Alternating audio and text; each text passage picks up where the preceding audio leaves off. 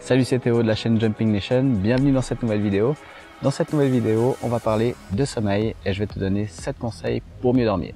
Alors d'abord, je te fais juste une petite introduction. Est-ce que tu savais que si tu dors moins de 5 heures par nuit, tu auras le même taux de testostérone qu'un gars qui a 10 ans de plus que toi? Eh ouais les gars. Mais ça marche aussi pour vous les femmes au niveau de vos organes génitaux. Donc voilà un des aspects que le sommeil peut avoir et peut impacter. Le sommeil, ça a un énorme impact sur la croissance, notre cerveau, sur notre apprentissage et notre capacité à se rappeler des choses, sur notre système immunitaire, etc., etc. Donc de manière générale, un bon sommeil égale une bonne qualité de vie. Et c'est pour ça que dans cette vidéo, je vais te donner 7 conseils pour t'aider à mieux dormir.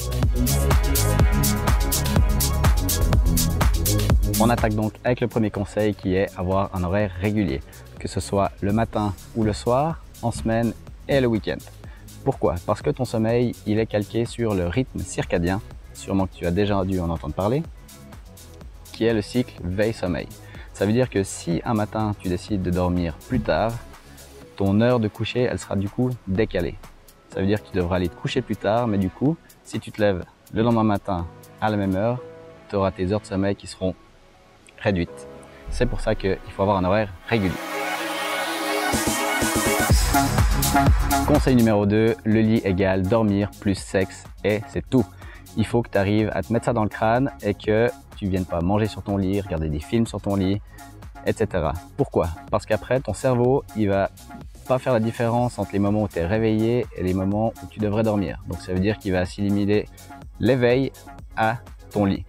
Donc il faudrait que tu arrives à dissocier les activités que tu fais dans ta chambre et celles que tu fais dans ton salon ou dans les autres pièces de ton appart, ta maison. D'accord? Et si tu as de la peine à t'endormir, change de pièce. Parce que comme je viens de te le dire, ton cerveau, il faut qu'il arrive à dissocier le lit des autres pièces de la maison. Donc va dans une autre pièce et attends que la prochaine fatigue se fasse. Donc tu peux lire un livre, faire un peu de la méditation, boire un thé, n'importe quoi, mais fais autre chose en attendant que la fatigue revienne et ensuite tu reviens dans ta chambre. Conseil numéro 3, l'activité physique, c'est bien, mais en soirée, c'est moyen. Pourquoi? Parce que faire du sport en soirée, ça va augmenter ta température corporelle et ça va aussi exciter toutes tes capacités physiques et psychiques. Donc en gros, ça va être un bon coup d'excitant en soirée et c'est pas ce qu'on veut. C'est également le cas pour les activités intellectuelles intenses que tu ferais tard dans la nuit, d'accord? Donc tout ce qui est ruminage de cerveau et se creuser le cerveau jusqu'à point d'heure, évite. Point numéro 4 et point très important, l'alimentation. Première chose, il faut que tu aies aussi des heures de repas régulières. Que ce soit matin, midi ou soir, essaye de toujours manger à la même heure. Ensuite, il ne faut pas que tu manges trop lourd le soir, ni pas assez. Pourquoi? Parce que si tu manges pas assez, tu risques d'avoir une fringale au milieu de la nuit. Et si tu manges trop, ton corps, c'est pas le moment où il est le mieux pour digérer pendant la nuit. Donc, même chose, tu ne vas pas arriver à avoir un sommeil profond. Ensuite, il faut que tu évites tous les excitants, que ce soit café, boissons sucrées, cigarettes ou encore alcool avant d'aller te coucher. Pourquoi? Si on prend la caféine, même si tu t'endors bien en prenant un café, tu ne vas pas pouvoir tomber dans un sommeil profond. Ce qui fait que le matin, quand tu vas te lever, tu auras l'impression de ne pas avoir eu du tout un sommeil récupérateur et tu seras crevé. Et ensuite, si on prend l'alcool, l'alcool c'est un peu un faux ami si on peut dire, parce qu'il va t'endormir, mais en fait, il a un effet sédatif. Donc, il va t'endormir le cerveau, ce qui fait que tu vas t'endormir dans un sommeil pas naturel. Et même chose, tu vas pas récupérer comme il faut, que comme si tu t'endormais naturellement. Ensuite, point numéro 5, l'environnement. Donc, quand il s'agit de ta chambre, il y a plusieurs points auxquels il faut que tu fasses attention pour un sommeil optimal. Le premier, c'est d'avoir une chambre froide. Pourquoi froide? Quand je dis froide, ça veut dire à peu près 18-20 degrés. Parce que pour un bon sommeil, ton cerveau et ton corps, ils ont besoin de baisser leur température pour initier un bon sommeil.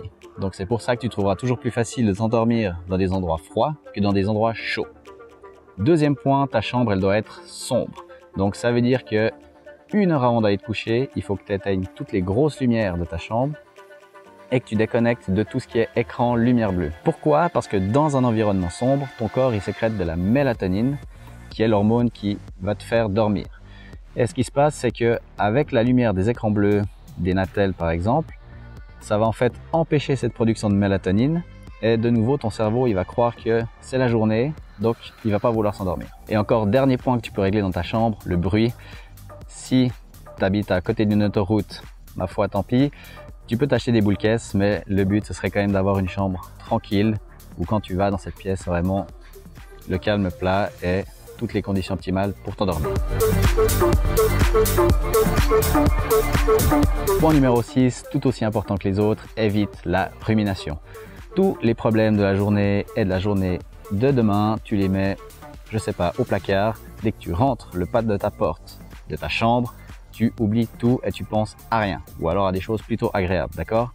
Parce que ça va t'augmenter le stress, ça va t'augmenter ton anxiété et forcément, tu vas pas réussir à t'endormir. Si tu es vraiment trop anxieux avant d'aller te coucher, tu peux faire soit des techniques de relaxation ou encore de la méditation, écouter de la musique tranquille, à toi de voir ce qui te va le mieux. Donc, quand tu vas te coucher, relax ma poule. Et on arrive déjà au 7e point qui est évite de t'administrer des somnifères.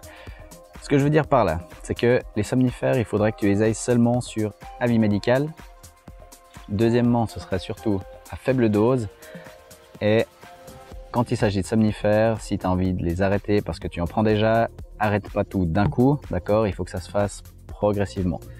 Tu vas progressivement diminuer ta prise de somnifères pour arriver évidemment à l'idéal, rien du tout. Mais encore une fois, fais ça sur avis médical, en accord avec ton médecin. Et essaye pas toi tout seul d'aller t'acheter des somnifères et d'en prendre toutes les nuits, d'accord? De nouveau, le sommeil, plus il est naturel, plus il sera réparateur. Voilà, petit changement d'image et de son parce que ma GoPro vient de me lâcher. Alors oui, d'habitude je filme avec une GoPro, mais là elle m'a lâché, donc je dois faire ça avec le Natel. Voilà, faire un peu ça avec les moyens du bord. J'ai absolument pas le matériel adapté pour ce genre de vidéo, donc on fait avec. Mais du coup, on continue. Donc pour conclure, le sommeil c'est une nécessité biologique et c'est notre système de soutien. Surtout que dans notre ère industrielle actuelle, on a beaucoup de stress, on a beaucoup moins de temps, donc on est tout le temps à la minute stressé à longueur de journée. Et ça forcément ça va affecter notre sommeil.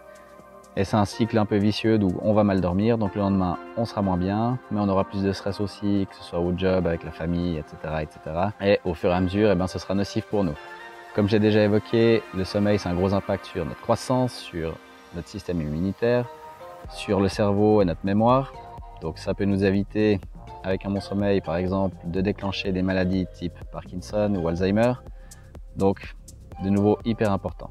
Et puis pour finir, pour avoir également un bon mode de vie sain, il nous faut de l'exercice physique. Ça, je le fais notamment dans mes autres vidéos de corde à sauter. Une bonne alimentation et un bon sommeil, je dirais que c'est les 3 piliers sur lesquels vous pouvez agir sans trop faire d'efforts pour vraiment avoir une qualité de vie saine, si vous la voulez, bien évidemment. Je dirais les 3 piliers essentiels pour un mode de vie sain et sur lesquels on peut agir facilement sans devoir mettre beaucoup de moyens.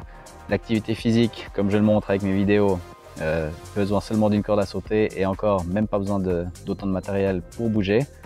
Il suffit juste un peu de détermination, de motivation et surtout de pouvoir tenir, ma foi, quelque chose de constant. S'atteler à quelque chose de constant, même si c'est 20 minutes par jour, c'est tout ça de gagner. Ensuite, alimentation, je ne suis pas diététicien, donc si vraiment ça vous porte à cœur, vous pouvez aller en voir un. Sinon, on peut déjà faire quelques petits conseils, donc par exemple manger local, essayer de consommer des fruits et légumes de saison, etc., etc. Le plus souvent, essayer de manger des plats cuisinés et pas toujours achetés. Alors je sais que vous me direz, vous n'aurez pas toujours le temps, mais c'est quand même des choses auxquelles il faut faire attention. Et puis évidemment le sommeil, je viens d'en parler dans cette vidéo, hyper important surtout pour s'éviter de futures maladies ou pathologies style cancer, Parkinson, Alzheimer, etc. Donc voilà. Et encore quelque chose d'amusant, c'est que l'espèce humaine, c'est la seule qui se prive de sommeil. Plutôt pas mal, hein, et forcément le corps, il n'a pas prévu un filet de sécurité pour ça. Donc reprends en main ton soleil parce que c'est un des piliers de la qualité de vie avec l'alimentation et l'activité physique. S'il y a un ou deux points que tu as un peu oubliés ou bien sur lesquels tu aimerais un petit peu travailler ou être attentif, bon, tu peux déjà repasser ma vidéo et même la partager. Et deuxième point, j'ai fait un fichier PDF qui est disponible dans les liens de la vidéo, dans la description, sur lequel je t'ai mis les 7 points de manière résumée. Ça te fait un peu un petit flyer. Donc si tu as envie de télécharger ce flyer, c'est dans le lien qui est dans la description. Tu le recevras par mail. Et c'est un petit flyer que tu peux soit imprimer si tu as envie de le mettre dans ta chambre, ou bien si tu as juste envie de l'avoir sur ton attel en rappel. Sinon pour le reste, tu peux toujours me suivre sur ma chaîne YouTube et sur ma page Facebook. Si tu as envie d'avoir plus de contenu de ma part, il y a toujours mon programme, cette fois de corde à sauter, qui est toujours disponible aussi dans le lien dans la description, donc n'hésite pas à y jeter un coup d'œil. Et moi je te dis à bientôt pour de nouvelles vidéos. Surtout n'oublie pas, il faut bouger. Allez, ciao!